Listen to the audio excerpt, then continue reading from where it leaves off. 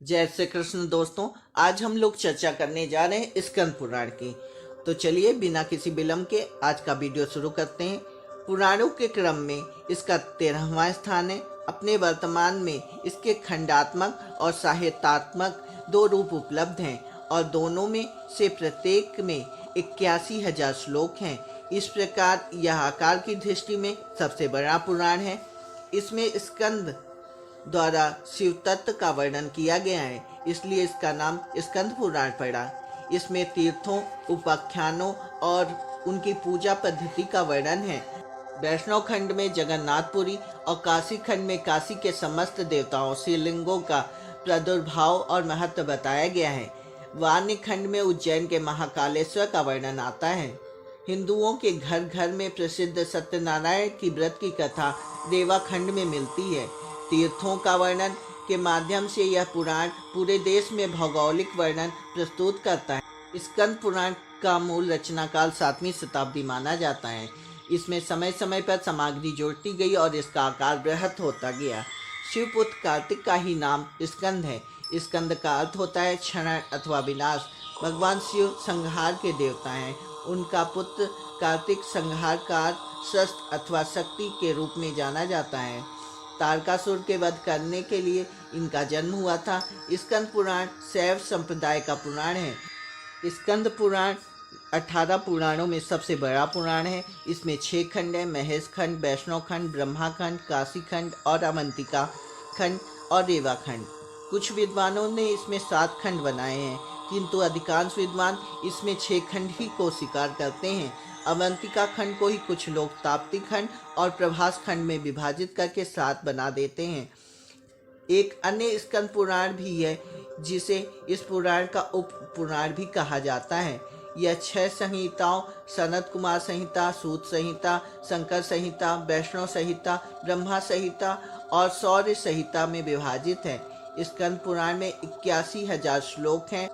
इस पुराण का प्रमुख विषय भारत के शैव और वैष्णव तीर्थों का महत्व का वर्णन करना है। उन्हीं तीर्थों का वर्णन करते समय प्रसंगवश पौराणिक कथाएं भी दी गई हैं। बीच बीच में अध्यात्म विषय प्रकरण भी आ गए हैं। शिव के साथ ही इसमें विष्णु और राम की महिमा का भी सुंदर विवेचन किया गया है। तुलसीदास के रामचरितमानस में इस पुराण का व्यापक प्रभाव दिखाई देता है।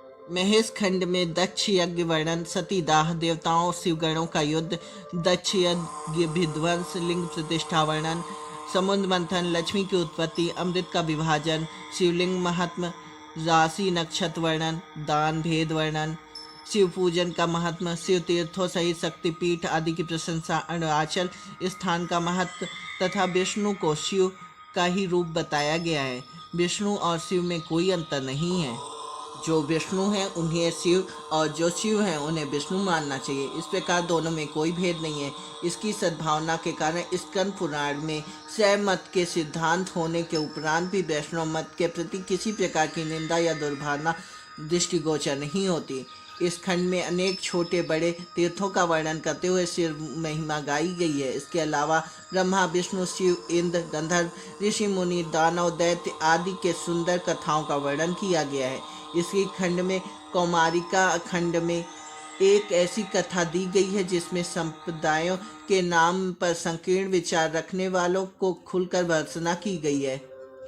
इसमें राजा कर्दम ने अपनी शंका समाधान के लिए महाकाल से पूछा कि मोक्ष प्राप्ति के लिए कोई शिव, कोई विष्णु, कोई ब्रह्मा का आश्रय ग्रहण करता है। इस विषय में आपका क्या कहना है? इस पर महाकाल उत्तर देते हैं कि एक बार पहले भी ऋषि मुनियों ने नैमिषारण्य में वास करते हुए यह प्रश्न सूत जी से पूछा था। सूत जी ने अपनी दिव्य शक्ति से उन्हें पहले ब्रह्मलोक, फिर बैकुंठ लोक और फिर कैलाश पर भेजा।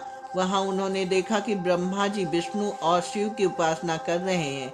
विष्णु जी ब्रह्मा और शिव की उपासना में मग्न हैं और शिव जी विष्णु और ब्रह्मा के ध्यान में रत हैं।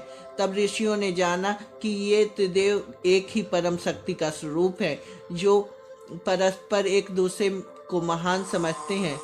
पुराणकार द्वारा व्यक्त की गई यह सद्भावना अति सुंदर और स्तुति करने योग्य है। अधिकांश पुराणों में बुद्ध अवतार का नाम देने के अतिरिक्त उनकी कोई भी चर्चा नहीं की गई है, परंतु स्कंद पुराण में उनका माया मोह के नाम से विस्तृत वर्णन किया गया है, जो पुराणकार की निष्पक्ष मनोवृत्ति का परिचायक है।